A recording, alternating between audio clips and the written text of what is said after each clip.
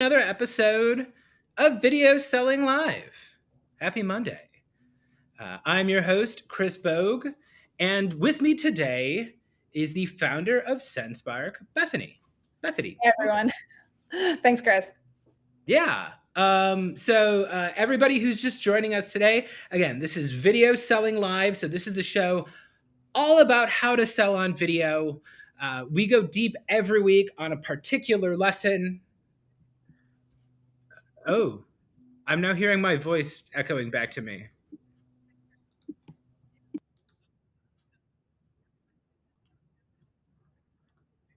Wait, sorry, one moment, please.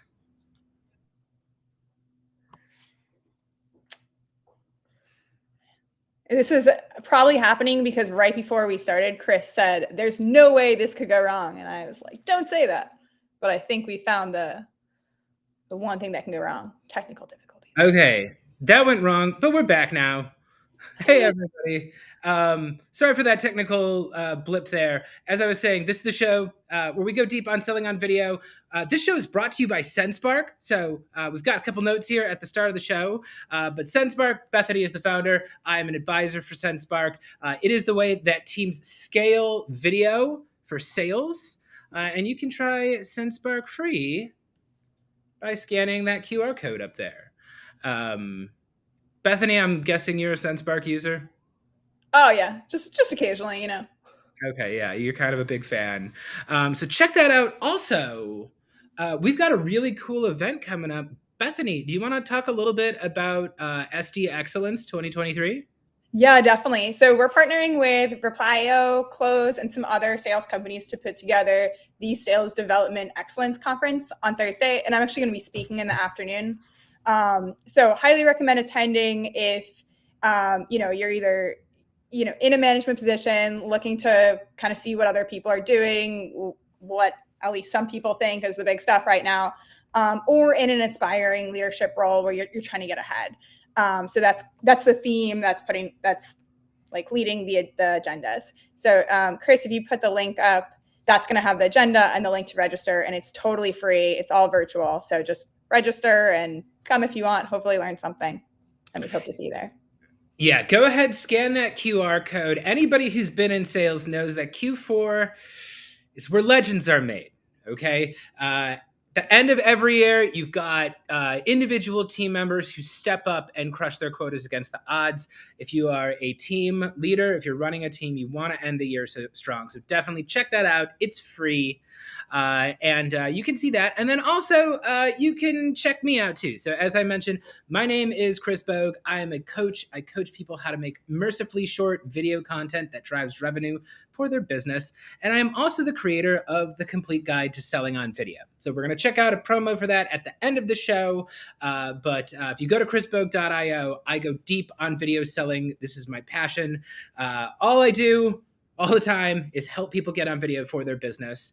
And that's why I'm so excited for today's lesson. Today, Bethany and I are going to be talking about LinkedIn. So how to do sales on LinkedIn without looking like a dweeb. This is something people have been asking us about. So before we get into lesson time, we want to hear from you.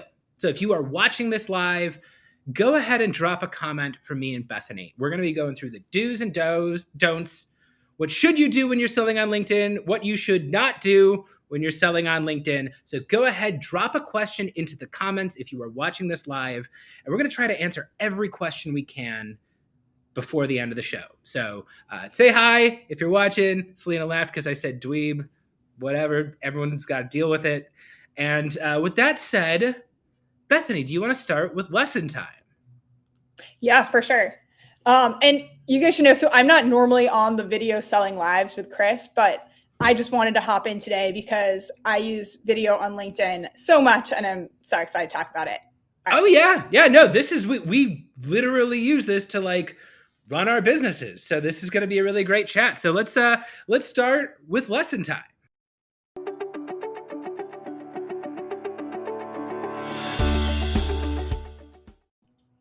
Okay, so as we mentioned, today is all about the do's and do not do's of LinkedIn. I see a question here. Paul asks, will you be recording this and sharing this afterwards? Always. You can catch all previous episodes if you check out SenSpark's page. All the links to our live shows also contain the recordings afterwards. You can also check us out on YouTube. And yeah, definitely you can share this with your friends after it's done.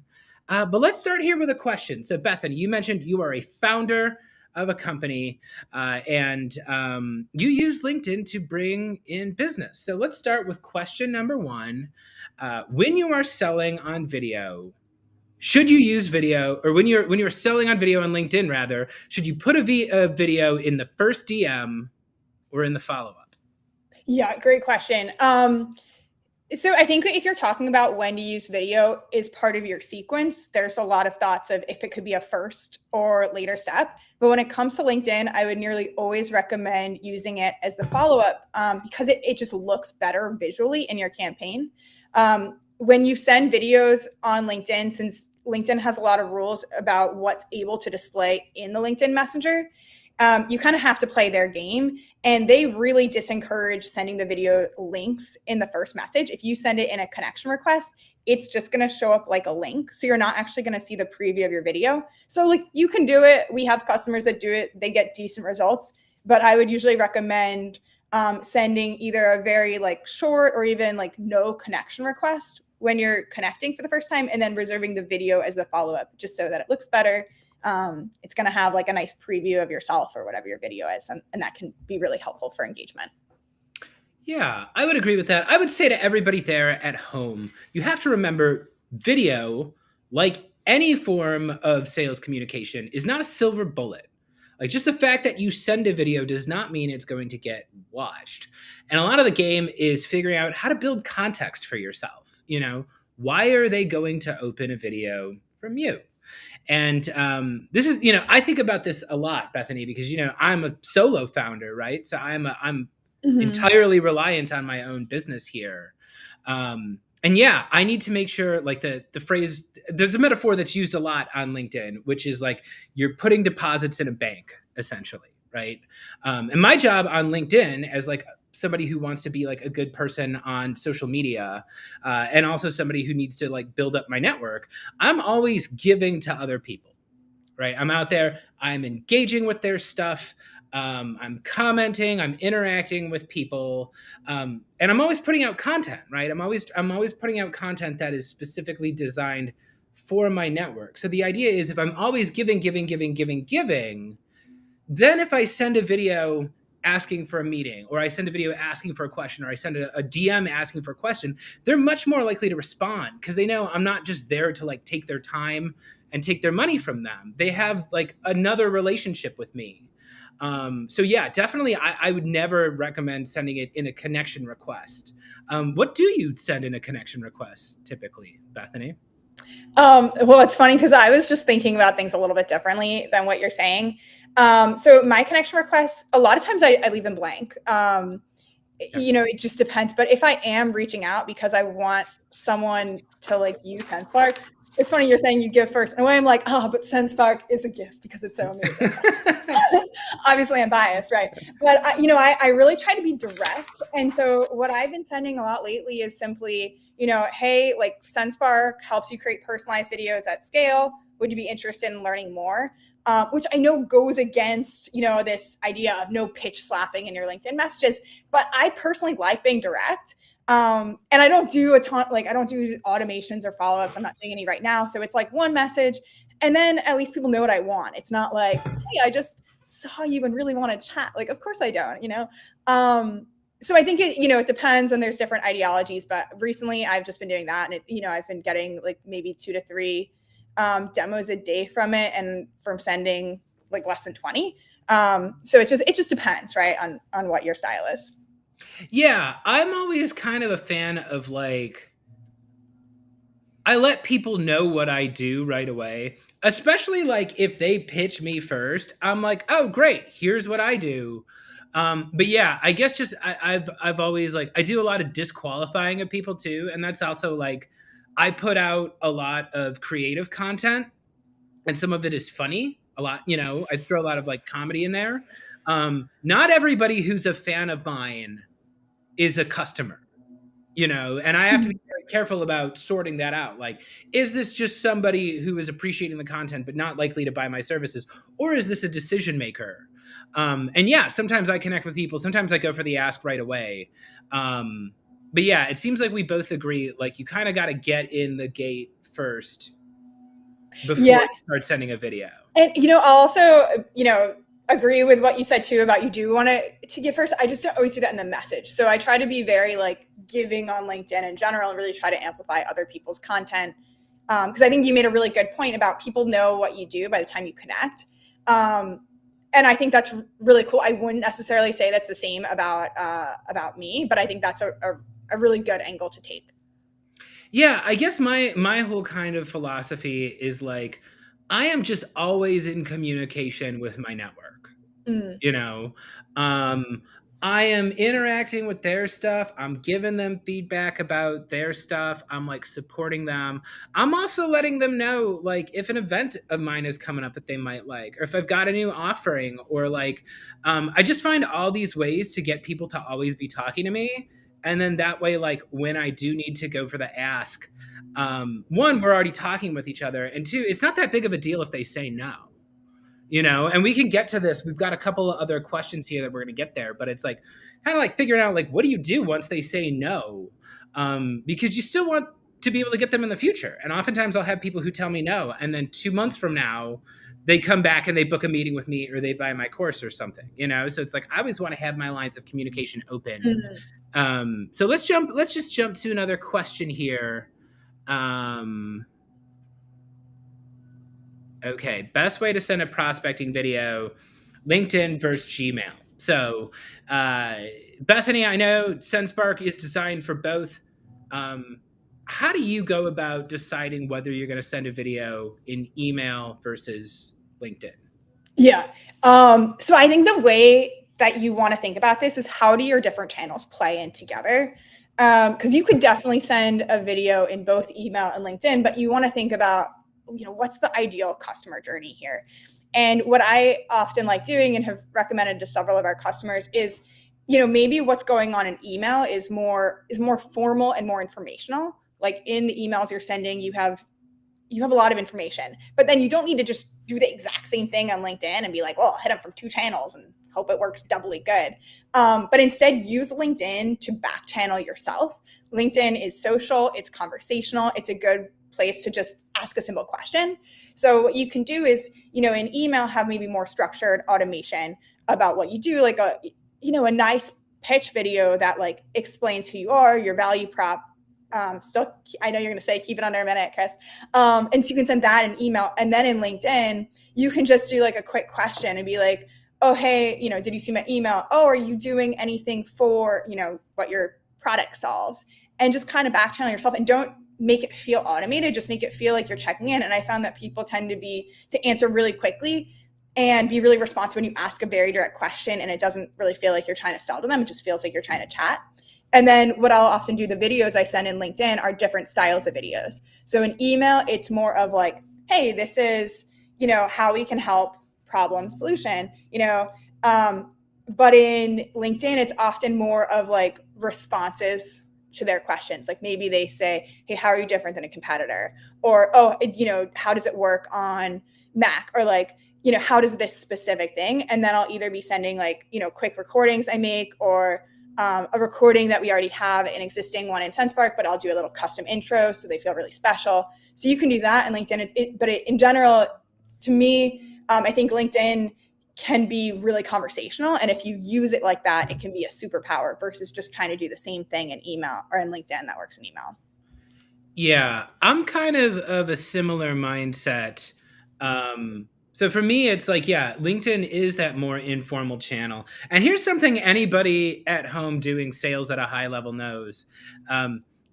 People buy in committees, and there's often more than one decision maker Mm-hmm. involved in a big deal.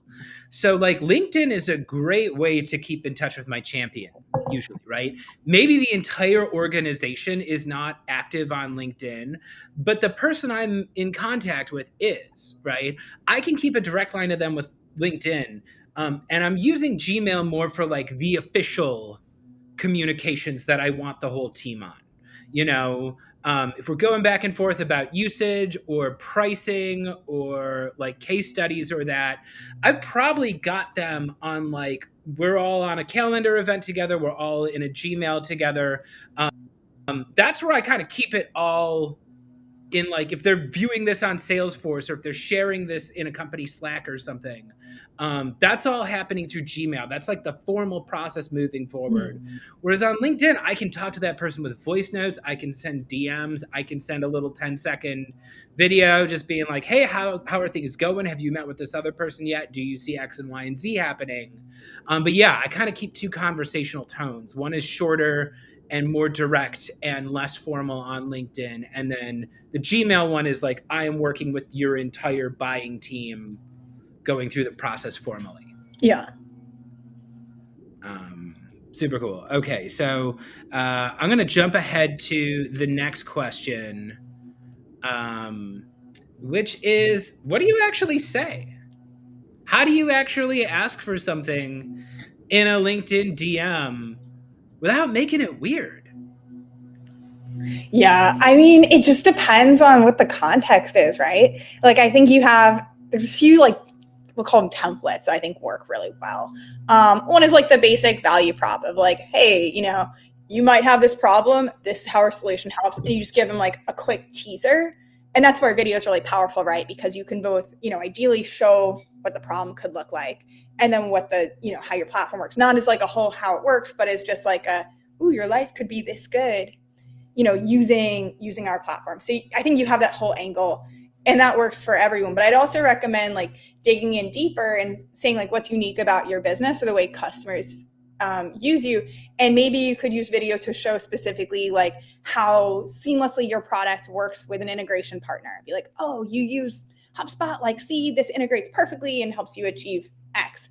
Or how you're different than a competitor that they might be using or something else. Like video is cool because it's visual. You're able to show stuff that sometimes if you try to write is just going to not really come across the same way. So it really depends on what's that trigger point that could indicate that your customer is like in a good spot to buy your product, and then what's the best way to communicate that. And it might not even be video, right? But maybe it is, and maybe it's something you've been failing to communicate with text because you just couldn't get it across the right way. And that's when video is super powerful.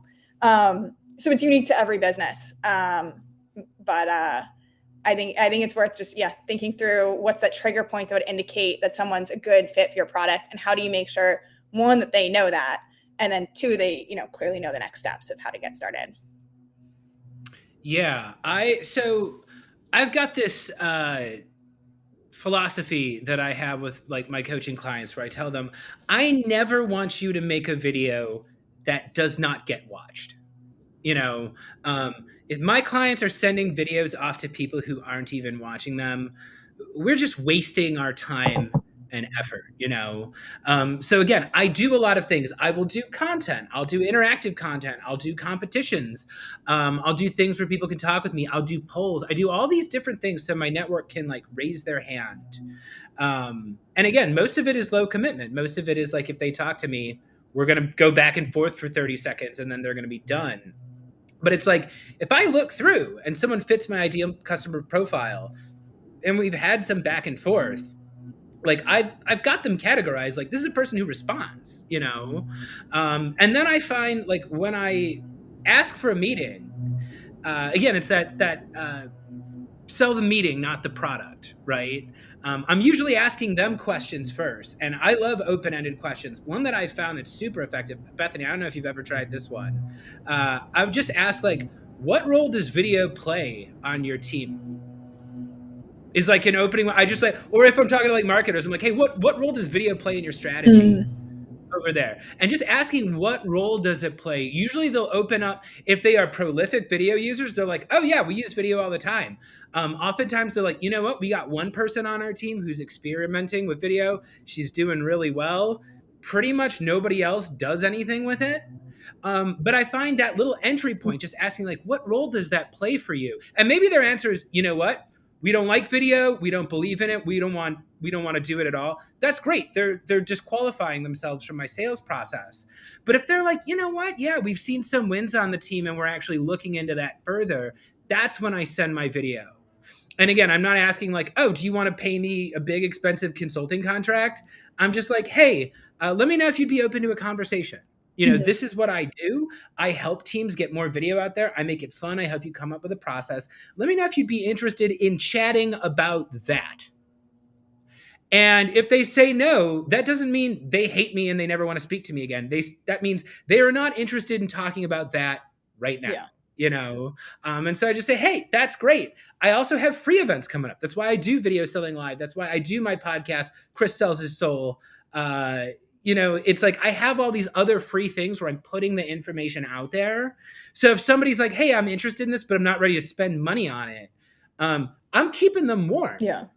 They're coming to me for information. They're coming to me to learn things they could potentially do with this. And then, like, when I come ask them for that meeting again, because I'm going to ask them again, and we're going to get to follow-ups before we close out the episode, because that's really important. But when they do set that meeting with me, they know what they're getting. They know what I'm offering. They know what my expertise is. I know what what role video plays for them. I know what they're trying to do. I know what they've been succeeding with. I know where they're falling short. So, like, when we do have that meeting, it's not like I'm really twisting their arm. I can just be inquisitive. And I'm like, where are you trying to go? What are you trying to accomplish? What have you seen working? Yeah. And, like, can I help you get to where you want to go? Could you get there faster if I was there helping the team than just like trying to do it on your own? But again, you'll notice here, it's like, this is kind of a more patient game. And you need, again, Bethany has like an entire company that does a lot of creative marketing things. I do a lot of creative marketing too. It's like, it's always nice to have something to offer your connections other than like you're just going to pitch them all the time. Yeah. Yeah. And, I really have been thinking, and my answers have mostly been around like how to use video in DMs. But I think, there's the whole area of how are you using video to build your brand on LinkedIn. And the way that that I see that too is exactly what you said. It's like, it's all about the education and brand building when it comes to, video or other content from either the company page or your own page. Recently, I've been doing more of like either me or having other people post like tutorials, like educational, how they're using the product and different things that are general, right? And it's not a pitch at all. It's like just a how-to guide. It's just educating on, hey, this is how to solve a very specific problem, not targeted to anyone. And then when it comes to DMs, that's more like, hey, I think you could be a good fit. And you're right, because the other content exists, people know who you are. They're pre-qualified in a way. Or hopefully they are. That's why you're reaching out to them. And it makes everything a lot easier and skips a lot of unnecessary conversation of like repeating that because, you think. Yeah. And on the flip side of that, you have given them a lot of information that they didn't have to go find on their website themselves, that you didn't have to give to them at the beginning of a demo. Like they've already gotten introduced to you because you've already got that stuff out there promoting your brand.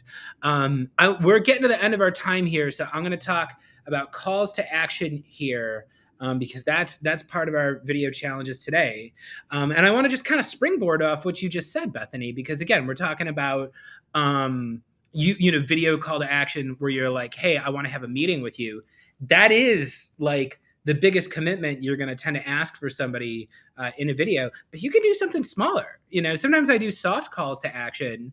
And again, that might be something like, hey, we just launched this new show, Video Selling Live, or like we've got this episode coming up. I'd love to show that to you. Or I've gotten great meetings. I've gotten guests for my show. I've gotten clients because I saw them on a LinkedIn Live, or I saw them in a live event, or I saw them at a webinar.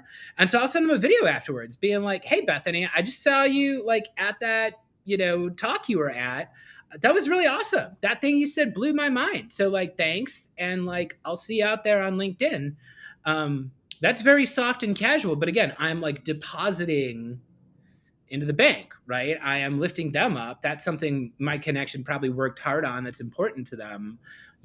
Part of it is like showing up to be a good neighbor and to support your network, because then when you go do something out there, they're going to remember that you're not a person who just takes the money and runs. You're somebody who's like really going to help them solve their problems. So do you have any more thoughts on calls to action before we segue to this week's sales challenge, Bethany? Yes. Okay. So I agree with what you're saying. And one other thing, just thinking about calls to action for videos, there's I think that doing these like conversations on LinkedIn opens up a new like way of selling to people who maybe are like smaller price points than you would typically think of. Like there's some people where maybe they are just a good fit for your smaller package and you don't want to take them through your full sales cycle because it's not worth your time. And so by doing like the async, we're talking about qualifying people, but it also means that you could like disqualify people into your self-service funnel. And that could be a good use of another call to action is like go through your marketing path. Like maybe you don't want a meeting in this case. Maybe like you're saying, like it's just not ready yet. And so I would think of that as well as like, don't just always try to get the meeting because you can get a meeting, but think about who do you really want to talk to and what's the best user journey for them, especially if you're like a product-led growth company or a company that has a great self-service option. Yeah, or if you're me, you can't take a meeting with everybody. There's just not enough hours in the day. You kind of got to be choosy about who you are going to meet with. But I think this is a great time. Let's close it out with this week's video challenge.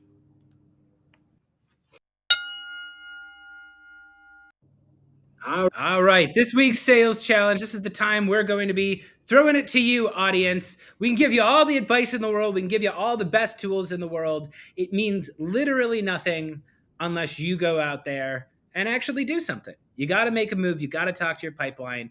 And that's why this week our challenge is A Tale of Two CTAs. Get it? Like that book we read in high school? Okay, so this is your challenge at home. Screw it. I'll just challenge Bethany too, because like you're a person who has to run a business. So this week you need to send out videos with 2 different calls to action. So send out one casual one and one formal one. So when I say casual, I mean things like promoting a webinar. I mean things like welcoming a new connection to your feed. I'm talking about things like reacting to another content creator. Go ahead and send a video out with a super casual CTA where you just have a conversation with somebody. You just say something nice. You open the door of communication. And then also challenge yourself to do one formal CTA. So go through your sales list, go find that VIP lead that you've been meaning to set a meeting with that you can't get on the phone, or maybe go through and follow up with somebody who missed a meeting but looks like a potential person that could be good for your business. Go send them a short video following up saying, hey, I wanted to see if you were still open to this. Let me know if you're open to a meeting. Send one casual CTA and one formal one. I'm going to be sending a lot more than 2 videos this week, Bethany. But do you think, can you do that? Are you down for the casual and the I can definitely CTA? do that. Okay, great. Well, everybody at home, I want to challenge you to do that too. So again, this has been Video Selling Live. If you have any questions or suggestions for future episodes, go ahead. You can DM us on LinkedIn, or you can email us at videosellinglive@senspark.com. Or you can send us a video. Yeah, go ahead, send us a video. We'll feature you on the show. We've got prizes for people who get their content on the show and get their videos on the show. So please send us a video. We would love to send you some friendly feedback as part of one of our video breakdown segments. And once again, Bethany, you want to plug SD Excellence this week? Yep. Again, join the check out the agenda. Join the event on Thursday. Would love to see you there. Also, I noticed there were some comments in the show that we didn't get to, so I'll go through and like respond to them in the event after this. And if there's any other questions, you can feel free to ping me. My email is bethany@senspark.com, or you can ping me on LinkedIn, whatever is easiest for you. Yeah, these episodes move fast. So there are questions. We will continue the conversation with you, and you can go ahead and connect with us on LinkedIn. Bethany and I are friendly. Send us a connection request. We'll be friends. Once again, I am your host, Chris Bogue. So every 2 weeks, we do this show every other Monday. So go ahead and follow SenseSpark. Also, if you're interested in learning more about coaching from me, you can go get the complete guide to selling on video. That is my course where we go deep on video strategy for every stage of your pipeline. It's advanced usages for SenseSpark. It's super fun. There's sketch comedy in it. So go ahead, scan the QR code if you want to check that out. I'll be rolling my ridiculous trailer right after this. And other than that, Bethany, I guess we'll say bye for this week. Awesome. Thanks, Chris. Thanks, everyone. See you. All right. Hello? Is this Mr. Sherber? It sure is. What can I help you with, brother? Hello. You were not expecting this call. Do you have 17 seconds to Hang learn on a about second. mercifully short? Is this a cold call? I don't know. You. Never call this number again.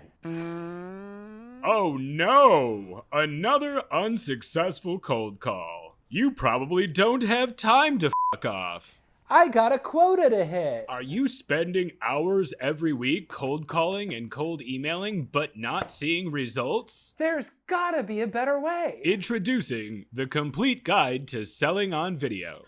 Whether you're new to sales or a President's Club member, this fast and fun course will teach you to efficiently create short, customized videos that get results. The complete guide to selling on video is not sold in stores. Visit chrisbogue.io and use promo code GIMMEGIMME to take $50 off